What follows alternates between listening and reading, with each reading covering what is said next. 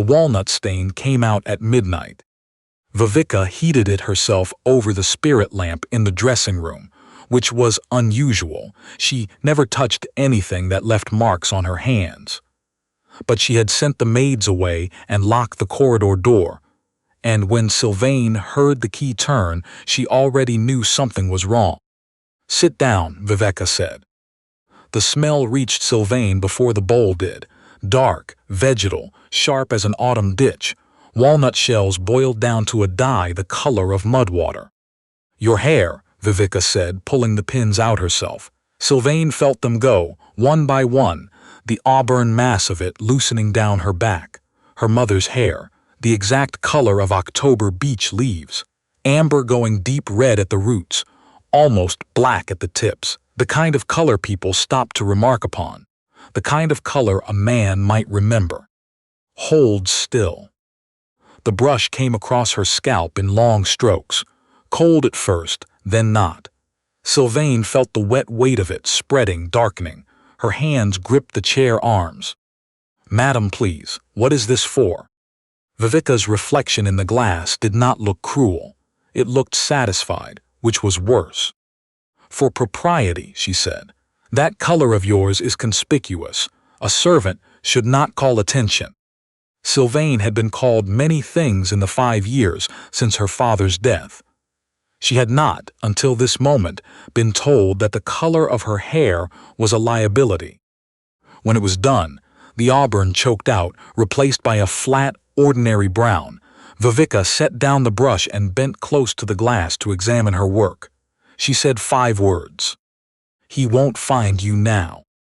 Then she left, and Sylvaine sat alone in the dressing room, with her changed reflection and those 5 words going around and around in her head, trying to understand what they meant. She didn't understand, not yet, but she would, by tomorrow. Sylvaine Dunvere had spent 5 years learning the art of smallness.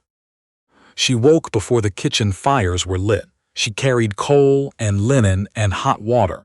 She ate her meals standing at the kitchen counters, because sitting would have made it too obvious that she was eating the same meal as the cook. And cook had once worked for Sylvaine's father, and still, after 5 years, could not bring herself to seat his daughter at the servants' table. So they had reached a compromise. Standing, neither of them spoke of it. The house had been her father's house.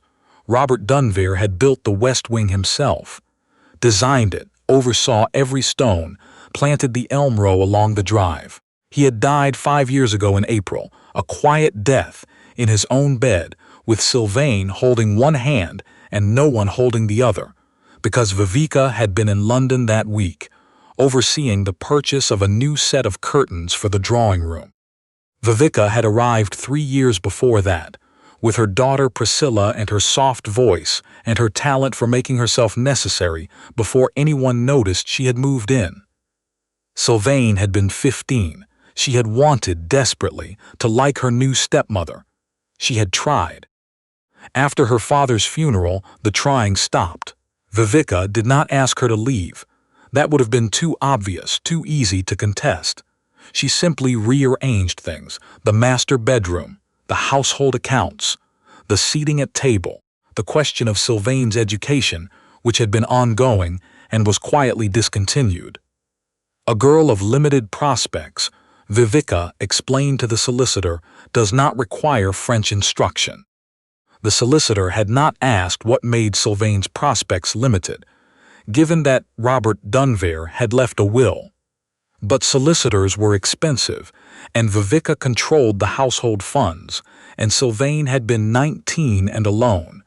And by the time she understood what was happening, the rearrangements were complete. She had one thing left that could not be rearranged. She wore it every day, tucked inside her cuff where Viveka couldn't see it. A thread knotted around her wrist, and on the thread, a pewter button. It had fallen from an old man's coat 8 years ago, in the 3rd week of February, when the roads were buried, and a stranded traveler had sat by the Dunvere hearth for 2 weeks, waiting for the thaw. Lord Mallory, not the young lord, not the one people called distant and impossible, but his father, the old one, with the trembling hands and the dry humor and the extraordinary collection of opinions about poetry. He had sat by the fire, and Sylvaine, 14 and curious and unafraid of old men with opinions, had sat opposite him and argued. Not really argued. She had asked questions, but he had seemed to find the questions argumentative in the best possible way. "You read Keats as though you mean it," he had said one evening, when she had been reading aloud from her father's copy of the collected poems. "Don't you?" she had asked. He had laughed so hard his coat button had shaken loose. She had picked it up off the carpet. She had kept it. She didn't know why. Some things just asked to be kept. That was before the letter came.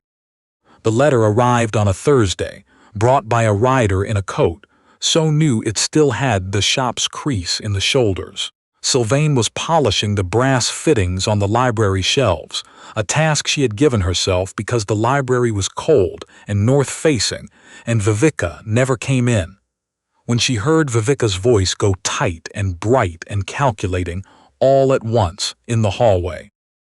Whatever was in the letter, Sylvaine heard the effects of it within the hour. The guest room was to be aired. The cook was to plan 6 courses. Priscilla was summoned to the morning room for a meeting that lasted 2 hours and from which she emerged pink-cheeked and practicing her curtsy on the hallway rug. "Who's coming?"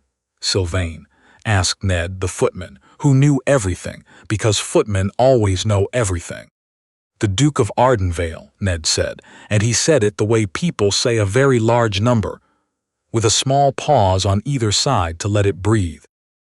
Sylvaine knew the name the way she knew the names of all the great estates, abstractly, the way you know the names of mountains you've never climbed.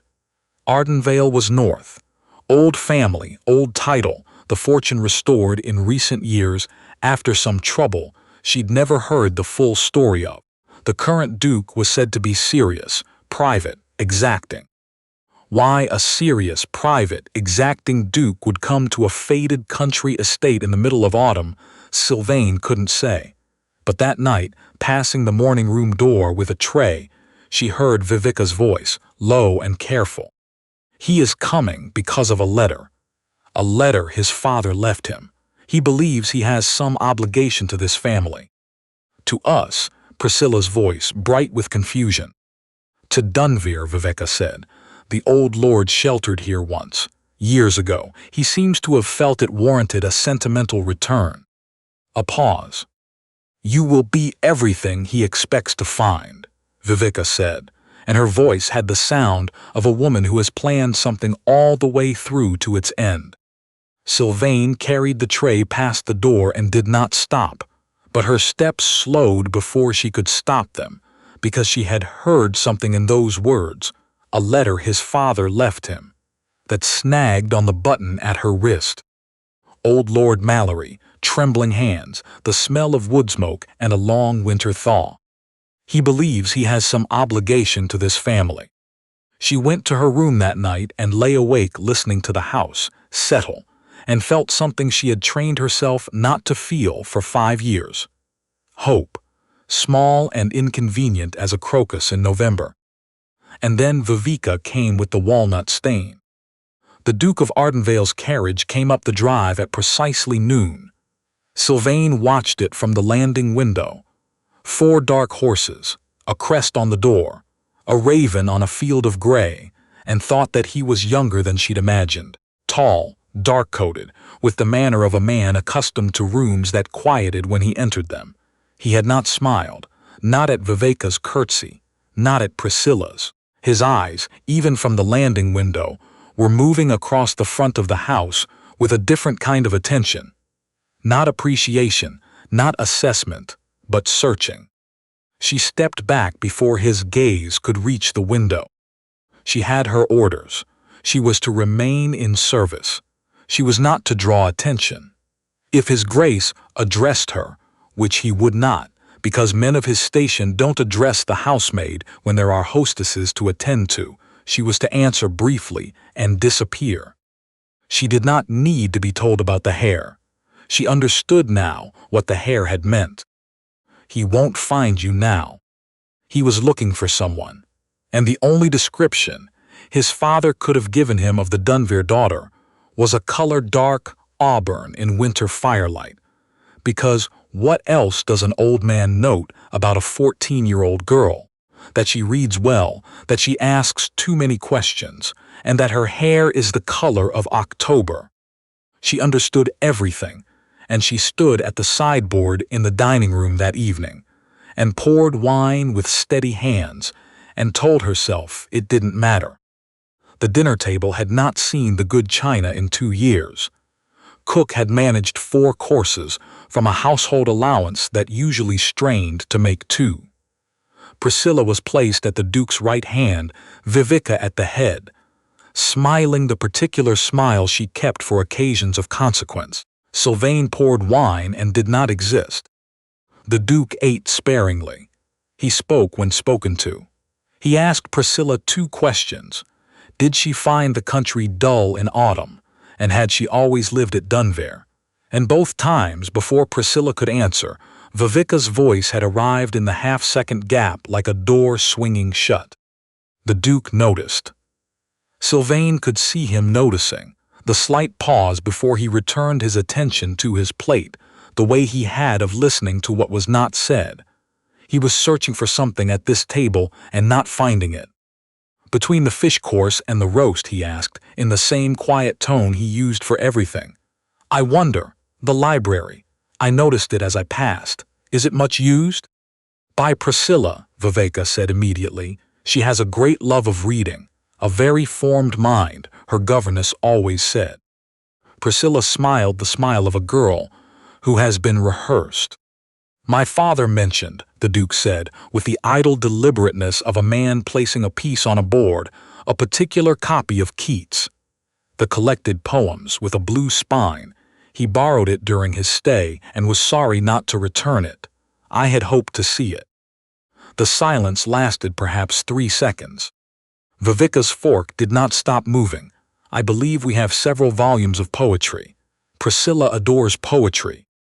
Sylvaine's hand tightened on the decanter. She knew the book. She knew exactly which shelf it lived on, 3rd from the left in the lower row, because she had shelved it herself 100 times. It had a blue cloth spine, faded at the top corner where her father's thumb had rested. It was dog-eared at Ode to Autumn. She had read from that exact page to the old Lord Mallory, by the fire in February, 8 years ago.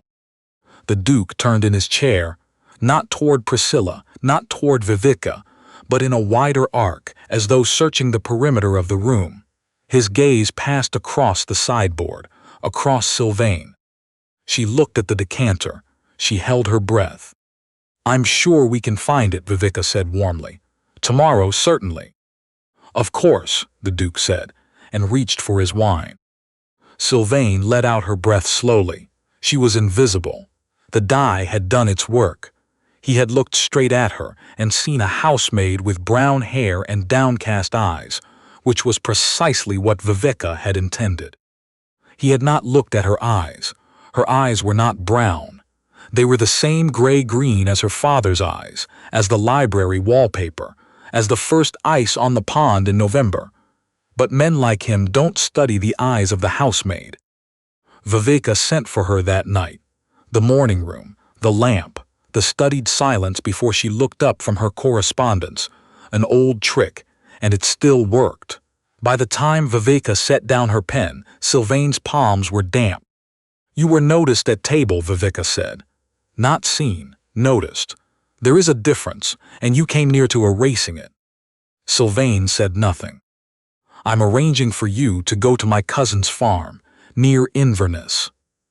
Vivica said it, the way she arranged everything, with a tone that placed the matter already in the past. You'll go tomorrow night, after the house is settled. The carriage comes at 11. Madam, I was born in this house. Vivica looked at her for a long, flat moment. I know, she said, and went back to her correspondence. There was almost nothing to pack. Sylvaine had learned that in the first year. What was left fit into a trunk not much bigger than a hat box. 2 work dresses, a shawl. Her father's copy of the Keats. She had taken it from the shelf years ago, before Vivica could sell it, and hidden it under a loose floorboard. She was sitting on the floor with it in her lap when Mrs. Rook knocked. 26 years Mrs. Rook had been in this house. She had dressed Sylvaine's mother for her funeral. She had been the one to teach Sylvaine how to press a seam, because there was no one else left to teach her anything. She climbed the stairs on bad knees and stood in the doorway and looked at Sylvaine's hair, the flat, dead, walnut-stained brown of it, and pressed her mouth into a line that had nothing to do with composure. "They're sending you away," Mrs. Rook said. "Not a question. Tomorrow night, to Inverness." The housekeeper sat down on the edge of the bed. "I carried you to your christening," she said after a moment. "I'm telling you that so you understand what I mean when I say I should have spoken earlier, and I did not, and I am sorry for it." "Mrs. Rook." "He asked me this afternoon," the housekeeper said very quietly, "how long I had served here. And then he asked me," she stopped, pressed her lips together. "He asked me if the Dunvarys had any other family, any daughter, by chance, of the first marriage." The room went very still. "What did you tell him?" Sylvaine whispered. "I told him there had been, and then Vivica walked into the corridor and I told him nothing else." Mrs. Rook's hands, folded in her lap, were not still. "I have been careful for 5 years, child, careful of my position, careful of my character, careful not to end up on the street at 62 with no reference and no pension. I have been careful at the cost of things I should not have let go for the price of caution." Sylvaine did not trust herself to speak. "He is looking for you," Mrs. Rook said. "His father's letter. I don't know all of it. But he came here himself when he could have sent solicitors, and he asks the wrong questions for a man who's only come to arrange a marriage." The button was warm at Sylvaine's wrist. She untied the thread without quite knowing she was doing it, and held the small pewter disc in her palm. It caught the candlelight. "If I'm gone by the time he knows—" "You won't be the only one here who remembers the truth," Mrs. Rook said. Sylvaine closed her hand around the button. Then she opened it again and pressed it into Mrs. Rook's palm. "This was his father's," she said. "It fell from his coat. If the Duke should ask after the Dunvar daughter—" Her voice did something she didn't allow it to do just for a moment. "Give it to him. Tell him," she said, "the debt was never a debt at all, only kindness." Mrs. Rook closed her fist around it and said nothing. Above them, somewhere in the guest wing, footsteps crossed the floor, the sound of a man who could not sleep. Idris Mallory, Duke of Ardenvale, sat in the library at 1:30 in the morning, with his father's letter on the table before him, and a blue-spined book of Keats open in his hands. The book had been on the shelf exactly where he'd looked first, third from the left, lower row, dog-eared at Ode to Autumn. The handwriting in the margin was small and slanted and quick, the handwriting of someone who read to argue with the text. "Mists and mellow fruitfulness," the poet had written, and in the margin, in pencil, "What about the frost? He leaves out the frost entirely." Idris read it twice. Then, which was unusual enough in him to be remarkable, he smiled. His father had written. She argued with the poetry. "I found it delightful. A girl of perhaps 14, auburn hair, sharp eyes, the sort of child who asks questions that require actual answers. The Dunvar daughter, see that she is well, if ever you have the means. I owe that family more than a fortnight's shelter." He had expected to find a young woman, golden-haired, pleasant, rehearsed, all of which Priscilla was, and none of which matched the girl who had written, "What about the frost?" in a margin. He had not expected to feel it so immediately, the certainty that something in this house was wrong. The pauses before answers. The mother's voice arriving in the space between question and response. The housekeeper, who had looked over her shoulder before she spoke, and then said nothing of use, and then looked at him with the eyes of a woman who had said nothing of use for a very long time and knew the precise cost of it. The serving girl at the sideboard.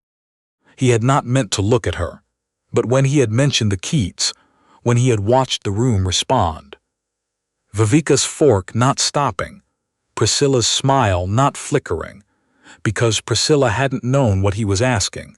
The only thing in the room that had moved was her hands. Brown-haired, eyes down, a still figure at the edge of the candlelight, and yet her hands on the decanter had gone very slightly tight. She had known the book. He was sitting with this when the door opened and Mrs. Rook came in, moving carefully on knees that clearly pained her, carrying something small in her closed fist. She set it on the table beside his father's letter. A pewter button, old, with a small crest on its face. He recognized the style. His father's coat, the old black traveling one. Idris looked at it for a long time without touching it. "Where?" he said, and his voice came out wrong, and he started again. "Left in my keeping tonight," Mrs. Rook said. Her hands, folded at her waist, were not steady. "A message with it," she said, "to tell you the debt was never a debt, only kindness." He looked up. The Dunveer daughter. Sylvaine. Sylvaine Margaret Dunveer, christened in the parish church, 23 years old, born in the room at the top of the east stair. Her voice came out flat and deliberate, the way voices come when they have been held back too long and must now be precise to be useful. Serving in this house since her father died.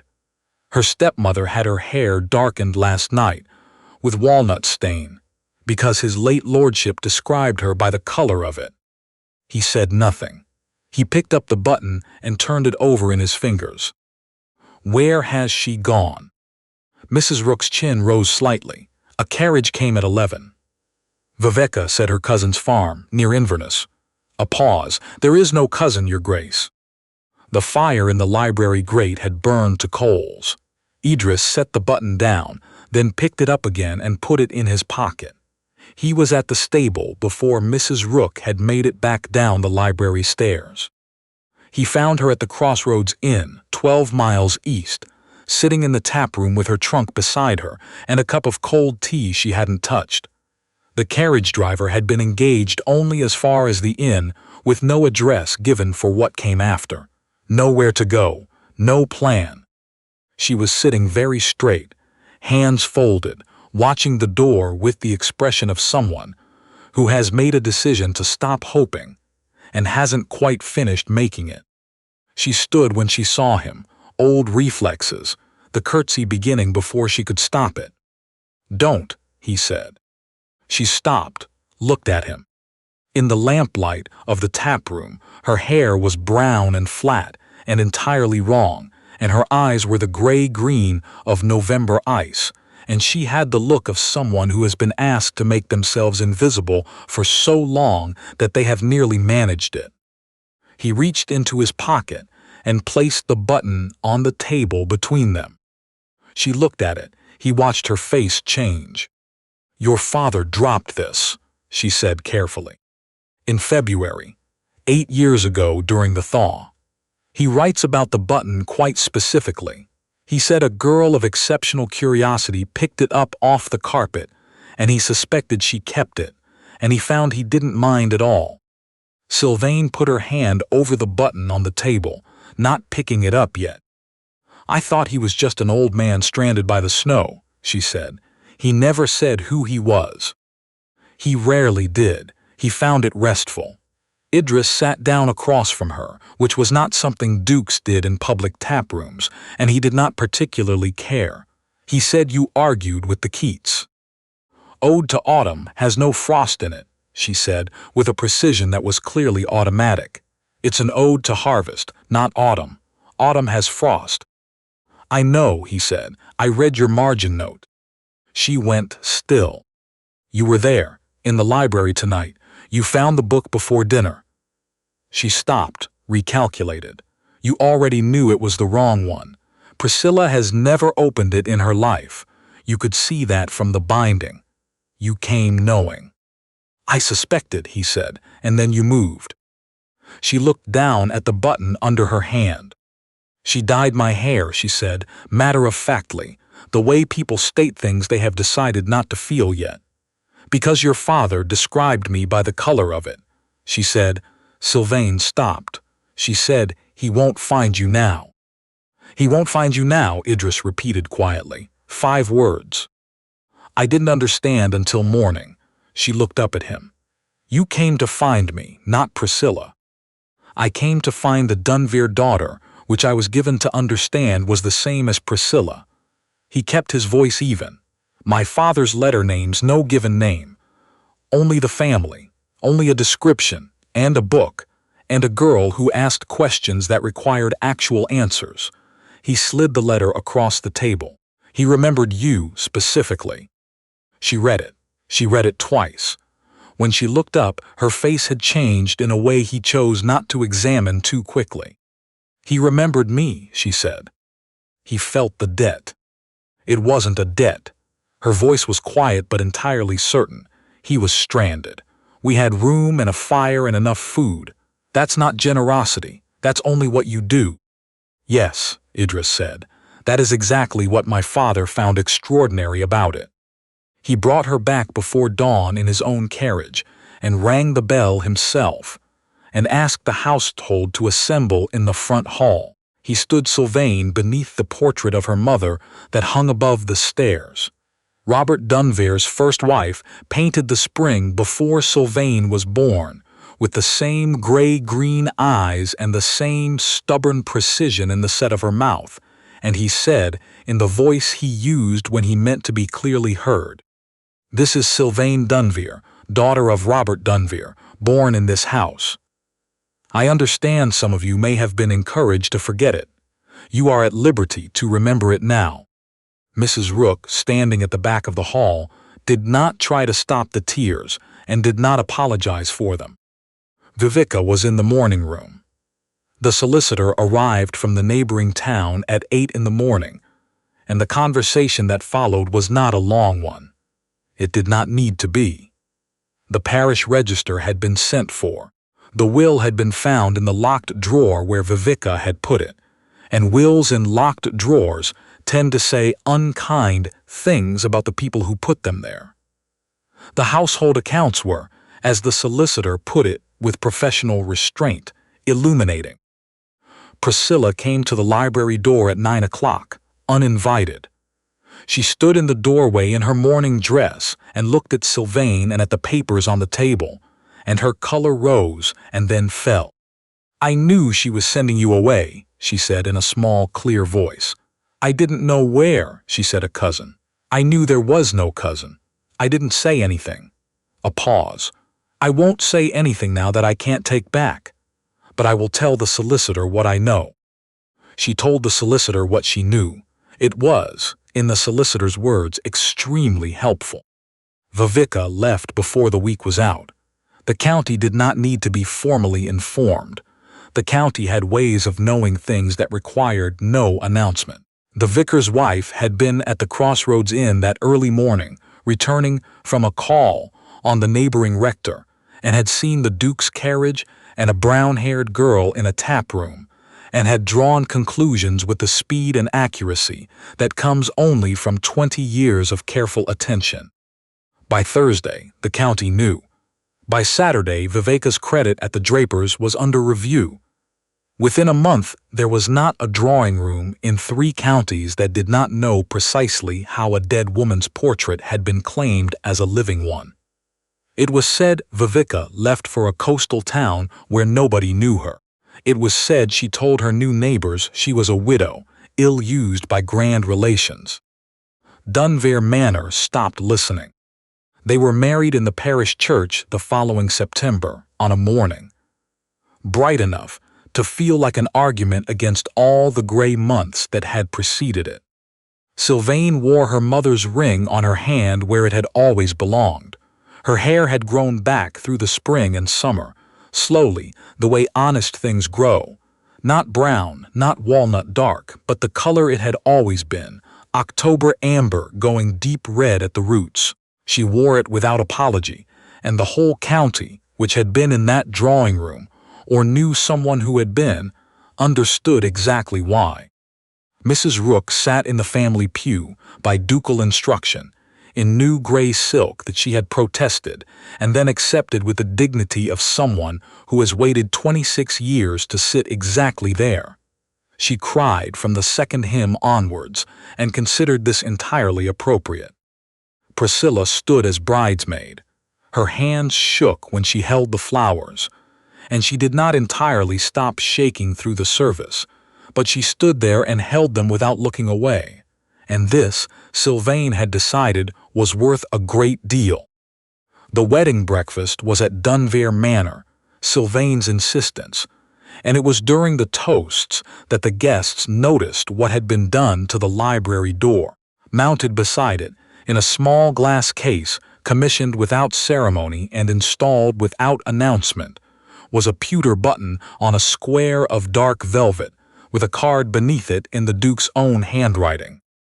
Guests who bent to read the card found 2 lines, a name, James Mallory, Lord Ardenvale, stranded here in a February thaw and sheltered without condition, and below it, in different handwriting, smaller and slanted and faintly argumentative. He forgot his button. We kept it for him. They left for Ardenvale in the late afternoon, in the good carriage with the raven on the door, through lanes gone gold with turning leaves. Half the parish walked them to the crossroads.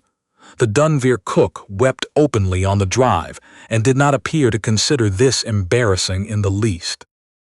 The sky had held clear all day, and then, a mile past the crossroads where Idris had found her, in the autumn dark, the clouds came over and the rain began.